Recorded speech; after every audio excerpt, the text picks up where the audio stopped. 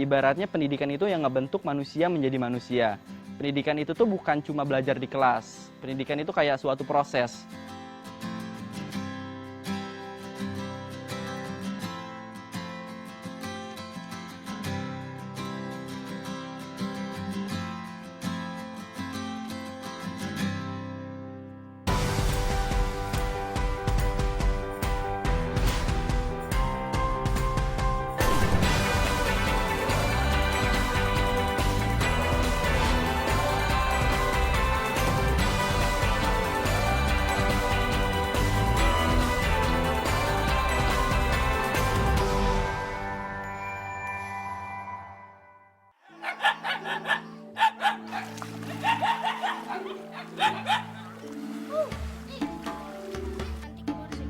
Walaupun sedang pasang begitu, tak apa-apa. Halo, salam hangat dari kami di tepian negeri. Selama setahun terakhir, seperti inilah kegiatanku, bermain sambil belajar bersama anak-anak ini. Semua adalah anak didikku dari kelas 3 sampai kelas 6 SDN Ampi Moy, Kabupaten Yapen, Papua. Teluk yang surut jadi arena bermain.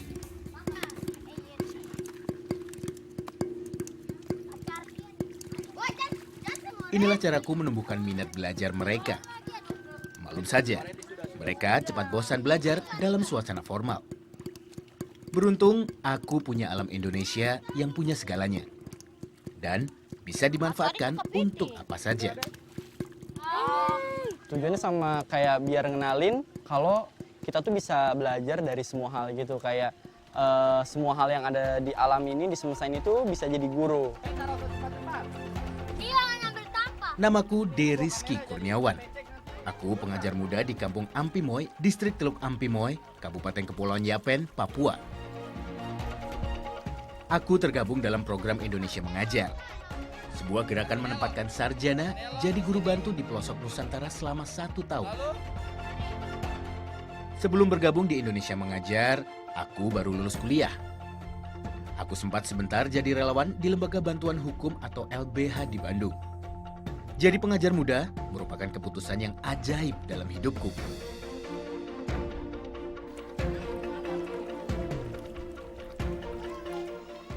Kayak sebenarnya banyak yang meragukan sih, soalnya pertama saya tuh kayak terkenal di mereka tuh saya bener-bener anak yang tergantung sama teknologi, kayak mulai internet dan lain-lain, mainannya pun paling internet terus keluar malam sama mereka dan lain-lain. Kayak mereka kayak gimana di Papua, terus kayak buset dah paling sebulan doang udah nangis.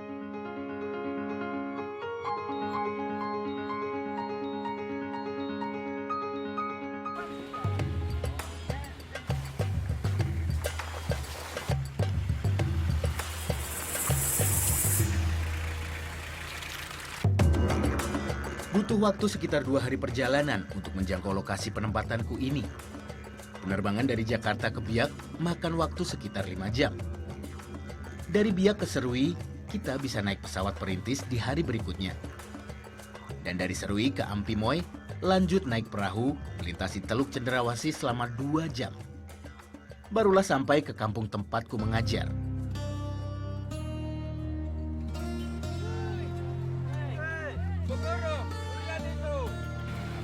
Akses menjadi tantangan berat buat aku di sini.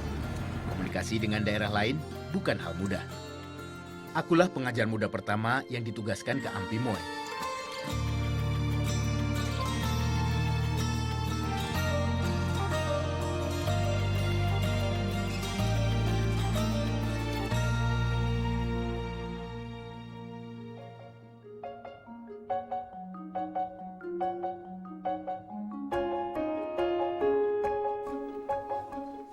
Siang ini, aku ajak anak muridku berjalan keliling hutan bakau. Bukan untuk bermain atau bergurau, melainkan belajar dari alam yang kadang ilmunya tidak ada di buku. Anak-anak ini besar di tengah alam yang memukau. Semua ada, semua tersedia, dan dari sinilah aku berpikir alam bisa jadi guru.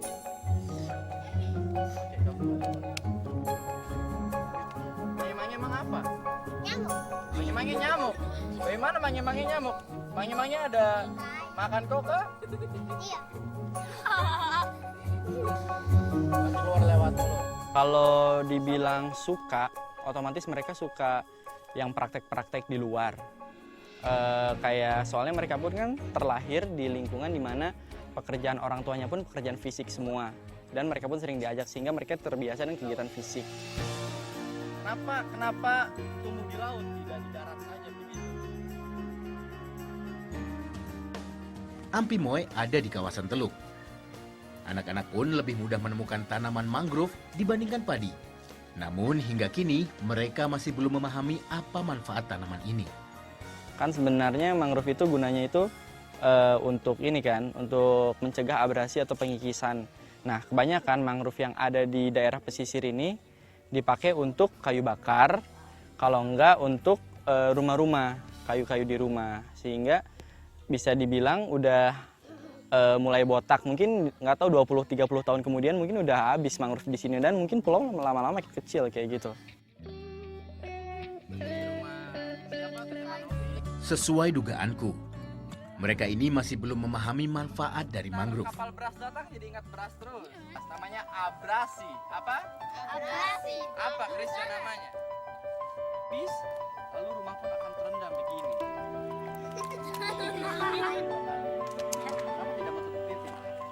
Harapanku, mereka akan terus mengingat pengetahuan sederhana ini. Kalau air laut masuk pun, air laut akan terhalang di sini. Jadi akan terhalang oleh apa namanya? Mange-mange. Air laut, semua lumpur pun akan terhalang jadi Menuntut ilmu bisa di mana saja, kapan saja, dan tak terbatas tempat, serta tak terkekang usia. Ya, beruntunglah kita ada hidup di Indonesia. Selain alamnya indah, kita juga bisa memilihnya jadi lokasi belajar bersama. sempat masak nasi, kelembekan. Airnya terlalu banyak, itu nggak enak sama satu keluarga, udah ngabisin banyak beras juga. Terus kayaknya mama bapak ngehibur sih kayak, oh kita memang suka nasi lembek. Oh ya kan.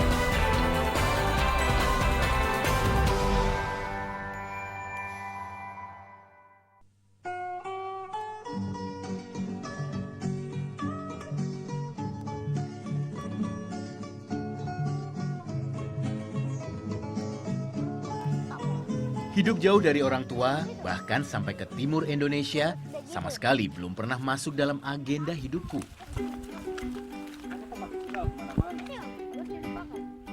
Menjadi pendidik memang tugas utamaku. Namun, aku juga harus bisa menyesuaikan diri atau beradaptasi dengan kebiasaan warga. Mereka biasa mengumpulkan makanan dari alam sekitarnya.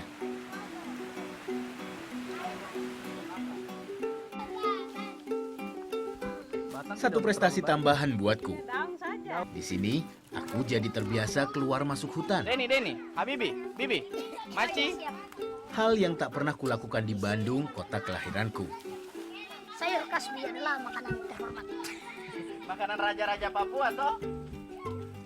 Mayoritas tuh kalau di sini itu kayak daun singkong atau kasbi bisa disebut di sini sama petatas. Petatas paling banyak. Hampir tiap hari itu makan petatas. Tapi kebanyakan masyarakat itu pengen rasanya tuh dicampur sama daun pepaya atau bunga pepaya biar agak pahit gitu. Terus masyarakatnya pun percaya kalau daun pepaya tuh bisa mencegah malaria. Jadi makanya banyak yang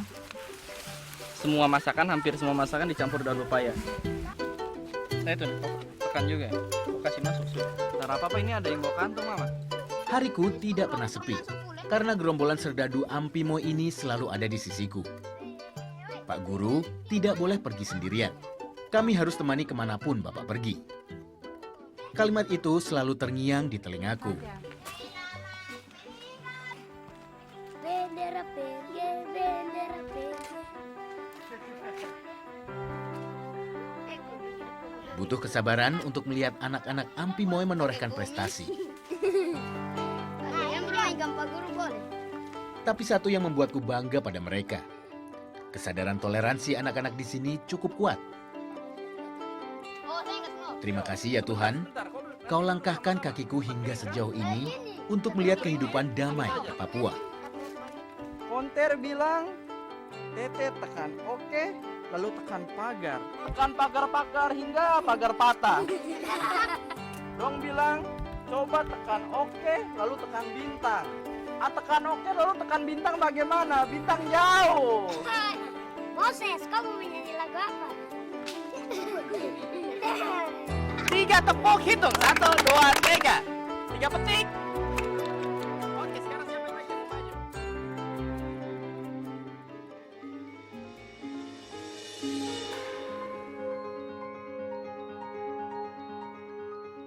Letak geografis kampung di pinggir teluk menjadikan perahu jadi primadona transportasi kami. Kali ini aku akan ikut Zaitun, anak kapalku. Anak kapal itu sebutan untuk anak yang biasa mengemudi kapal. Aku ikut Zaitun berjualan ikan di pasar pagi.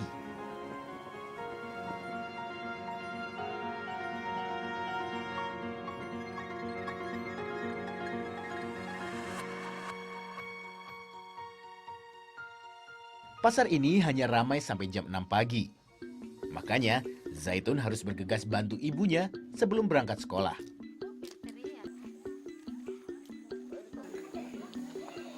Oh ya, Zaitun ini semester depan sudah mulai masuk SMP. Alhamdulillah, walau dia setiap pagi berjualan, tapi mampu lulus dengan nilai memuaskan. Karena terlambat. Terus bermain, jadi dapat marah.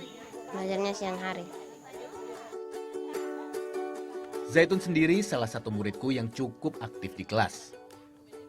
Walau sering terlambat, aku tetap bangga padanya. Anak sekecil ini sudah bisa ikhlas membantu orang tua dan tidak melupakan kewajibannya jadi seorang siswa. Kayak awalnya bingung gitu kan, kayak mereka ngapain sih telat-telat tiap hari kayak gini, ini bukan tugas orang tua mereka. Tapi di sisi lain, saya datang pun nggak bisa tiba-tiba nuntun mereka untuk ideal sesuai saya yang mau gitu. Jadi intinya sih saya harus nyesuaiin sama mereka, sama-sama nyesuaiin gitu. Mereka pun kurangin waktu mereka jualan, saya pun kayak ngasih toleransi buat mereka kayak gitu.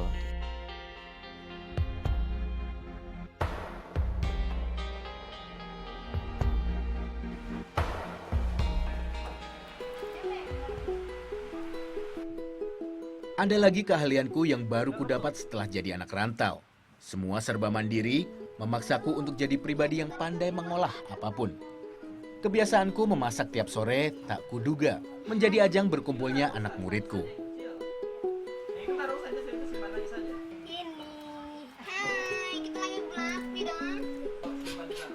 Seru, namun ada kalanya aku sedih karena memaksa mama memasak beras banyak-banyak. Untuk urusan lauk di sini berlimpah. Kepiting atau cumi dan ikan mudah didapat. Namun untuk beras, ini adalah menu mewah. Pengalaman kesini tuh kalau dari masak sendiri banyak banget. Pertama kayak sempat masak nasi kelembekan, airnya terlalu banyak, itu nggak enak sama satu keluarga, udah ngabisin banyak beras juga. Terus kayaknya mama bapak ngehibur sih kayak, oh kita memang suka nasi lembek, oh ya kan, itu agak nggak enak juga sebenarnya. Beras di Ampimoy ini masih dapat jatah khusus dari pemerintah pusat. Per kepala keluarga dapat 50 kg untuk 3 bulan. Padahal satu rumah biasanya ditempati oleh lebih dari satu kepala keluarga. Kok kasih siap piring juga ya? Melihat anak muridku bisa rukun saat melahap makanan, syukurku dalam hati. Terima kasih Tanah Ampimoy. Terima kasih Tuhan, Kau telah menyisipkan bermacam pelajaran hidup yang harus aku mengerti di sini.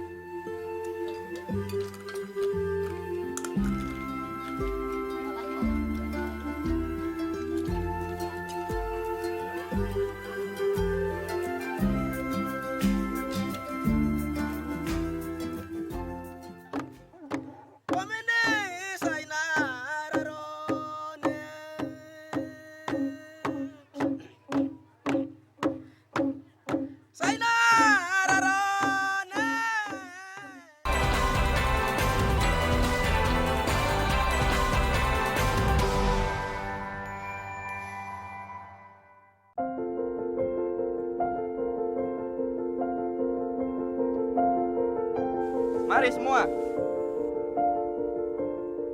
Masa kenaikan kelas sudah tiba. Ini merupakan hari terakhir anak muridku datang ke sekolah. Hari di mana pembagian rapor tiba. Dan hari terakhirku berada di SD Ampimoy tercinta. Sedih mendengarnya, namun inilah tugas.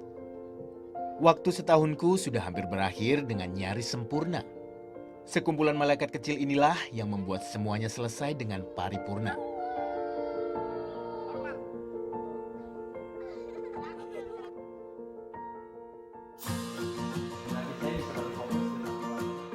Jika dibandingkan setahun pertama aku tiba, anak-anak ini sekarang sudah maju.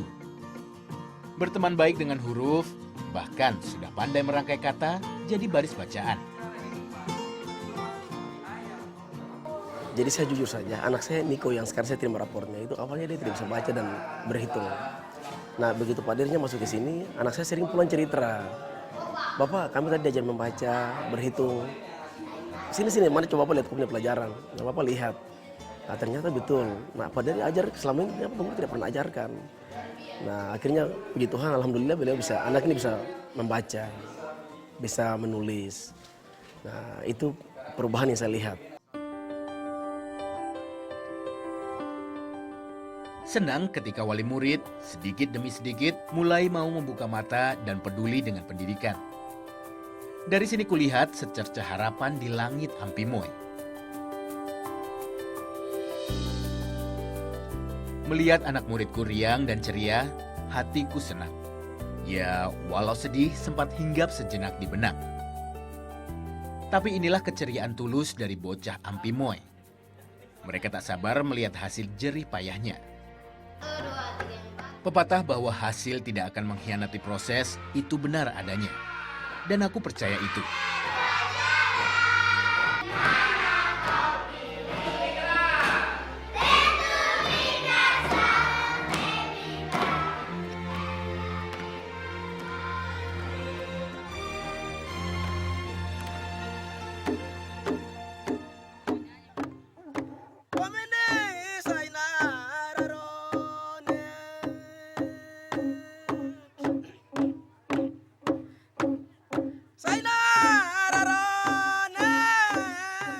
Pagi ini Kampung Ampimoy adakan hajatan. Sebuah acara adat untuk melepas kepergianku. Terima kasih banyak. Melihat kesibukan ini membuatku tergetar haru. Ini adalah salah satu fase kehidupan yang paling menyenangkan, paling menarik. Sebuah acara adat yang mengingatkanku momen setahun lalu. Seperti ini juga warga menyambut kedatanganku. Silakan Bapak Guru. Aduh, luar biasa Melisa. Terima kasih banyak. Yang satu lagi Nona Bella. Ya, ini juga jadi upacara khusus penyambutan Sani atau Bu Guru yang akan gantikan tugasku.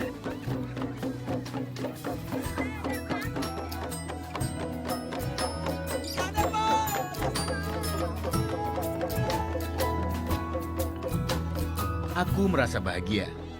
Meski ada di perantauan, mereka sudah seperti keluarga kedua.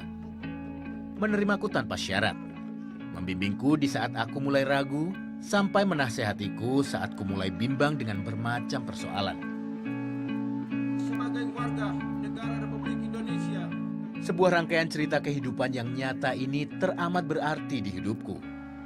Berada di tengah warga yang penuh dengan keharmonisan akan selalu tersimpan di memori ingatanku.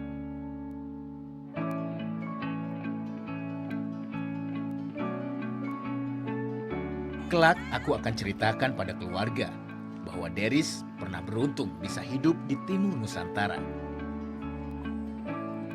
Pesan kami, moga Bapak Deris sampai di Jawa selalu masih ada hubungan baik dengan kami, entah itu dalam via telepon dan lain sebagainya pasti. Ya memang rasanya sedih, karena begitu Pak Deris ada di tengah kami sangat menyesuaikan diri dan benar-benar mengangkat keluarga di tengah-tengah kehadiran Pak Deris. Kami dari pemerintah kampung, BMK, bahkan orang tua murid, siswa-siswi memberikan apresiasi atas apa yang Pak Deris tinggalkan. Bapak terus terang katakan bahwa selama Bapak kurang lebih 14 tahun di SD ini, tidak pernah Bapak punya kunci gudang bisa lepaskan sama seorang bawahan. Hanya Pak Deris yang Bapak bisa lepaskan. Terima kasih. Keberadaanku benar-benar sudah dianggap sebagai keluarga untuk semua. Pak Guru Deris akan selalu merindukan kalian semua.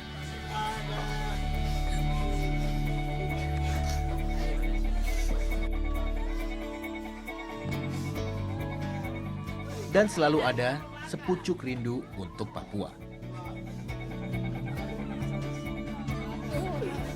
Sudah, nanti ada ibu juga toh.